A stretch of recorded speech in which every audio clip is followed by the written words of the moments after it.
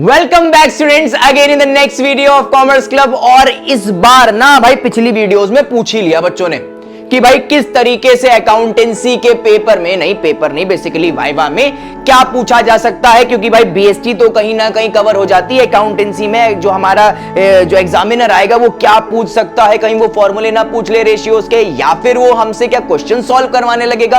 अब written paper होगा कि नहीं होगा, जो हमारे बड़े भैया लोग देके गए हैं वहां पे रिटन बोर्ड्स के पेपर, बोर्ड्स की शीट आती है, उसमें कैश फ्लो रेशियो का क्वेश्चन होता है। क्या ये सारी की सारी चीजें हमारे अब वाले जो एग्जामिनेशन पैटर्न है उसमें वैलिड हैं? अगर है तो कितने परसेंटेज तक हैं, क्या चेंजेस आए हैं, कैसे क्वेश्चन पूछे जाएंगे, कौन कौन से इंपॉर्टेंट टॉपिक है जो पढ़ के जाने हैं, और उसके साथ साथ जो हमारा पूरा का पूरा जो हम लोगों ने फाइल बनाई है क्या वो इंपॉर्टेंट है। इन सारे जवाबों के जो उत्तर हैं तुम्हें इसी वीडियो में मिल जाएंगे। इसके बाद तुम्हें और कोई वीडियो देखने की जरूरत नहीं पड़ेगी। डायरेक्टली वीडियो पे एंटर करते हैं बिना किसी देरी के इंट्रो के बाद।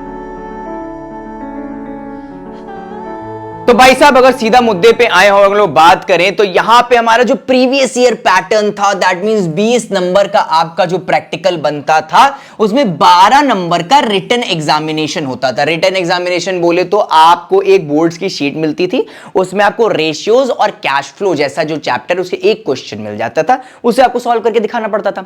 मेजॉरिटी ऑफ स्कूल्स में क्या करते थे, इसकी चीटिंग हो जाती थी। ये पूरा का पूरा चीटिंग चलता था। अगर आपको अपने बड़े भैया बहन कुछ क्या कहते हैं याद हो, आपके पड़ोसी हो, उनसे आप पूछ सकते हैं कि भैया कोई रिटन पेपर होता था अकाउंटेंसी का प्रैक्टिकल में, तो वो सीधा तुमको यही बताएंगे हाँ होता था, लेकिन हमारे जो टीचर थे ना, क्लास टीचर, वही चीटिंग करा देते थे। ठीक है, वो तुम्हारा क्या कहते हैं इन्विजिलेटर समोसा खिलाने चला गया, उसको समोसा खिला दिया और वहां पे चीटिंग हो गई बढ़िया भयंकर तरीके से। ठीक है, और 8 नंबर का आपका जो वाइवा होता था जिसमें आपका 4 नंबर की फाइल और 4 नंबर का वाइवा होता था।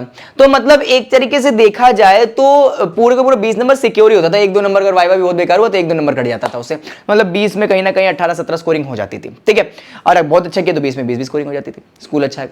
तो सीधी बात करें तो कहीं ना कहीं सीबीएसई को पता चल गया कि अरे 12 नंबर का रिटन एग्जामिनेशन का ढोंग क्यों करना, क्योंकि जब सारे स्कूल जो है अपना रिजल्ट्स बनाने के चक्कर में चीटिंग कराई देते। नया पैटर्न आया, नया इस साल जो हमारा पूरा का पूरा स्टैंडर्ड 20 मार्क्स का जो आपका प्रैक्टिकल है वो कुछ अलग तरीके से बन गया। 10 मार्क्स की फाइल हो गई, जहां पे 4 नंबर की फाइल होती थी आज 10 मार्क्स की फाइल हो गई। तो भाई अच्छी तरीके से बनाना, फालतू का डेकोरेशन मत कर देना। अकाउंटेंसी में मैथमेटिक्स और अकाउंटेंसी की फाइल बहुत डिसेंट बनाई जाती है। ठीक है, एक्नॉलेजमेंट, ठीक है, कंपनी का नेम जिस पे बना रहे हो, if your school has given you, ठीक है, प्रॉपर रिपोर्ट्स, उसमें रेशियो, कैश फ्लो और उसका कैश फ्लो का ग्राफ बहुत ज्यादा जरूरी है। और वहीं पे 10 नंबर का वाइवा कर दिया गया। 4 नंबर का, 4 नंबर की चीज, सबसे जो अंडर एस्टिमेटेड चीजें थी उनको बहुत ज्यादा ओवर एस्टिमेट कर दिया गया। ठीक है, तो दैट मींस 10 नंबर का वाइवा हो गया। ठीक है, वाइवा किस तरीके से देना है, बहुत अच्छी तरीके से वेल ड्रेस्ड होकर जाना है। मैंने पहले भी बताया था, पहले वाली वीडियो में बताया था कि वेल ड्रेस होके जाना है। ठीक है, वेल ग्रूम्ड होके जाना है और कॉन्फिडेंट रहना है। ठीक है, अच्छी तरीके से ड्रेस्ड अप होके जाना है। फटी नुची ड्रेसेस मत पहनना, जो तुम्हारी मम्मी ने साइड में करके रखी थी ना, वो दो शर्टें तुम्हारे पास रखी हुई हैं उनको पहन के जाना। अगर वो भी फट चुकी हैं तो यार तुम्हारा 12वीं खत्म हो रहा है तो अपनी पीटी ड्रेस पहन के चले जाना। ठीक है, वेल ड्रेस्ड होके जाना, वेल ग्रूम्ड हो जाना, अच्छी तरीके से बाल वाल कटवा के जाना। और अगर लेडी टीचर अकाउंटेंसी की आई है तो उनसे इसे प्रणाम कर लेना, उनसे ज्यादा आर्ग्यू मत करना, क्योंकि वो झेलाने में सबसे नंबर 1 होती है। हाँ, जेंट्स टीचर आएंगे बहुत डिसेंट होते हैं, बड़े आराम से तुम्हारा वाइवा हो जाएगा। ठीक है, और उसके बाद कॉन्फिडेंट होके जाइएगा। ठीक है, अगर आपको मेजॉरिटी ऑफ लोग क्या समझते हैं भाई वाइवा 10 नंबर का है, कुछ कठिन पूछ लिया। हाँ बच्चे, कुछ लोग तुम्हारे एग्जामिनेशन रूम में आएंगे जो वाइवा देके वो डरे होंगे, हाय भगवान क्या पूछ रहा है, हमसे तो 15-15 मिनट ले रहा है, आधा घंटा ले रहा है एक बच्चे पे। ठीक है, ऐसी बातें होंगी जिससे तुम्हें डर लगेगा, और जब तुम जा रहे होगे ना तुम अपने वाइवा के एग्जामिनेशन रूम में, इससे पैर कांपेंगे, मैं थर दिक्कत हो जाएगी तुमको।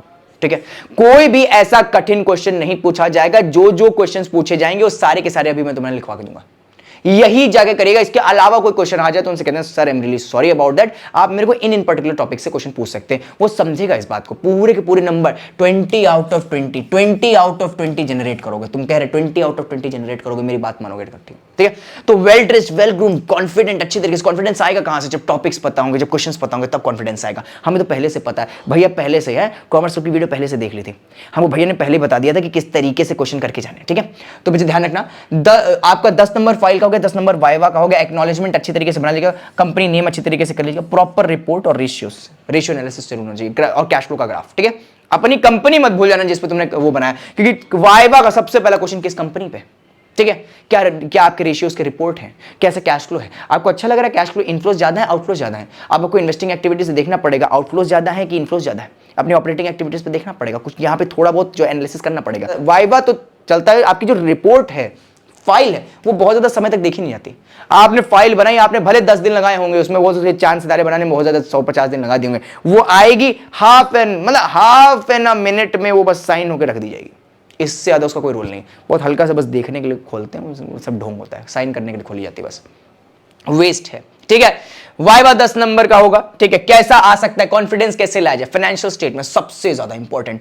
मैं तो कहता हूं लास्ट की जो थर्ड बुक है ना फाइनेंशियल्स की, वो वाइवा के लिए बनाई गई है। ठीक है, क्या क्या पूछ सकते हैं, बैलेंस शीट का फॉर्मेशन, ठीक है, प्रॉफिट एंड लॉस का फॉर्मेट, ठीक है, पूरा का पूरा बैलेंस शीट का फॉर्मेट, पूरा का पूरा P&L स्टेटमेंट का format. Even in my personal experience मेरे से भी बैलेंस शीट का फॉर्मेट पूछा गया था। मैं बनाना शुरू किया, equity and liability, share holder fund, और उसके बाद रिजर्व एंड सरप्लस, फिर नॉन करेंट लायबिलिटी। इतना नॉन करेंट लायबिलिटी की हेडिंग लिखी थी, मैंने कहा ओके फाइन, ठीक है, वो अपने में से एक पेपर दे देते हैं, मैं फाड़ के दे देते, ये कॉपी करके रखते हैं अपने पास, पेपर फाड़ के देते हैं, लिखो इस पर।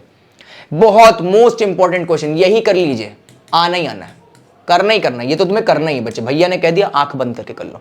ठीक है, उसके बाद ऑल रेशियो फॉर्मूला, तो सारे के सारे फॉर्मूला, आपका रिवीजन भी हो जाएगा, लर्निंग भी हो जाएगी, आपके बोर्ड्स के लिए भी बढ़िया, प्री बोर्ड के लिए भी बढ़िया, और आपके वाइवा के लिए भी बढ़िया। सारे फॉर्मूले रेशियोज के तो सारे फॉर्मूले आने चाहिए। बेसिक 50% की शुरुआत के तो 100% आने चाहिए। बिगिनिंग 50% की सॉल्वेंसी रेशियो और लिक्विडिटी रेशियो, ये तो जरूर आना चाहिए। आगे एनपीबीटी का फॉर्मेट पूछ लिया था, कभी कभार पूछ लिया जाता है, और कैश फ्लो का जो दैट ऑपरेटिंग, इन्वेस्टिंग और फाइनेंसिंग के क्या काम है, ऑपरेटिंग एक्टिविटीज क्या शो करती है कैश फ्लो में। जैसे ऑपरेटिंग एक्टिविटीज हमारे डे टू डे ऑपरेशंस को शो करती है कि हमारे जो डे टू डे ऑपरेशंस होते हैं उनकी वजह से कितना पैसा आया और कितना पैसा गया है।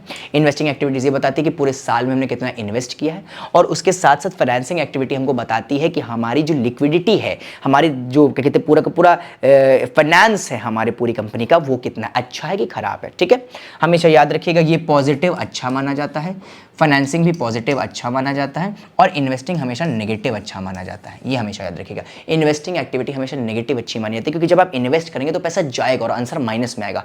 तो एक negative investing activity shows a healthy business, because यहां पे वो ज्यादा से ज्यादा अपना पैसा जो है वो कहां पे इन्वेस्ट कर रहे हैं, मतलब एसेट्स एक्वायरिंग में कर रहे हैं, तो उनका भाई आउटफ्लो तो होना ही होना, इसीलिए इन्वेस्टिंग नेगेटिव ही अच्छा होता है, ऑपरेटिंग पॉजिटिव अच्छा है, फाइनेंसिंग जो है पॉजिटिव अच्छा है। ठीक है, तो बच्चे ये चीज ध्यान रखिएगा, फाइनेंशियल स्टेटमेंट के ये कुछ बेसिक पार्ट है, इसके अलावा और कुछ नहीं पूछा जाएगा। मैं डंके की चोट पे बोलता हूं कि इसके अलावा और कुछ नहीं पूछा जाएगा।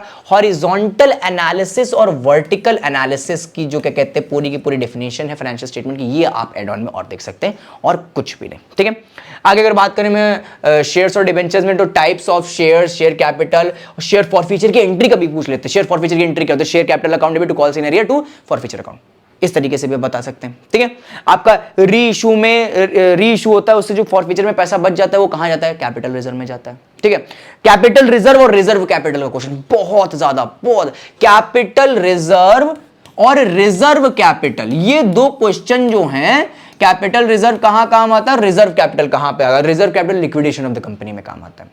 कैपिटल रिजर्व, ठीक है, कैपिटल रिजर्व में तो जो हमारा एक्स्ट्रा रेसिडुअल होता है कैपिटल की वजह से जो पैसा मिलता है उसको हम लोग क्या कहते हैं, कैपिटल रिजर्व में डाल देते हैं। रिजर्व कैपिटल हमेशा जब कंपनी बंद हो रही होती तब ये यूज किया जाता है, रिजर्व कैपिटल। ठीक है, ये कैपिटल रिजर्व है, ये बहुत ज्यादा जरूरी क्वेश्चन है।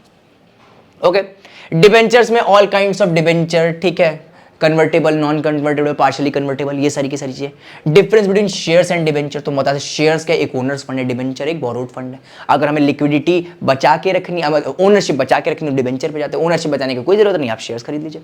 ठीक है, यहां पे use of premium on debenture, debenture के प्रीमियम को कहां तुम यूज कर सकते हो, कोलेटरल सिक्योरिटी क्या होती है, ये सारी की सारी चीजें बहुत ज्यादा जरूरी है बच्चों। ठीक है, आपको किस तरीके से वो डिसेंट वे में आंसर देना। ठीक है, ये सारे के सारे क्वेश्चन बताने तुम बहुत आराम से अपने इसको क्या कहते हैं फाइंड आउट कर सकते हो, बहुत मेन चीजों बता रहा हूं। ठीक है, तो बच्चे ध्यान रखना, यहाँ पे वो डिसेंट वे में तुम्हें आंसरिंग करनी है। ठीक है, बहुत काम डाउन वे में और बहुत अच्छी तरीके से इतना पढ़ के जाना, इसके अलावा और कुछ मत पढ़िएगा, और कुछ भी नहीं। और बाकी तुम्हारा रिवीजन तो चल ही रहा है, तुम्हारे रिस्पेक्टिव टीचर जहां से भी तुम पढ़ रहे हो बाकी तो रिवीजन करवा ही रहोगे ना। ठीक है, आगे बात करें अगर हम लोग अपनी फर्स्ट बुक के बारे में, पार्टनरशिप सबसे लीस्ट पूछने जाने वाली, सबसे कम पूछी जाती है। पार्टनरशिप से रिलेटेड बहुत कम क्वेश्चन आते हैं बच्चों। ठीक है, क्या आ सकते हैं, गुडविल अकाउंटिंग स्टैंडर्ड्स। ठीक है, बेसिकली अकाउंटिंग स्टैंडर्ड, गुडविल के अकाउंटिंग स्टैंडर्ड्स क्या है, और एक चीज याद रखना है, कैश फ्लो में हमारा अकाउंटिंग स्टैंडर्ड 3 रिवाइज्ड चलता है, ठीक है, अकाउंटिंग स्टैंडर्ड 3 रिवाइज चलता है, ये मैंने लोगों को बता दिया, ठीक है। ओके, आगे क्या बात कर सकते हैं, रीवैल्यूएशन का जो बेसिकली रीवैल्यूएशन अकाउंट का नेचर क्या है ये पूछा जा सकता है। रियलाइजेशन और रीवैल्यूएशन में क्या डिफरेंस है बच्चे, ये पूछा जा सकता है, सबसे ज्यादा इंपॉर्टेंट क्वेश्चन। रीवैल्यूएशन और रियलाइजेशन में डिफरेंस क्या है, ठीक है।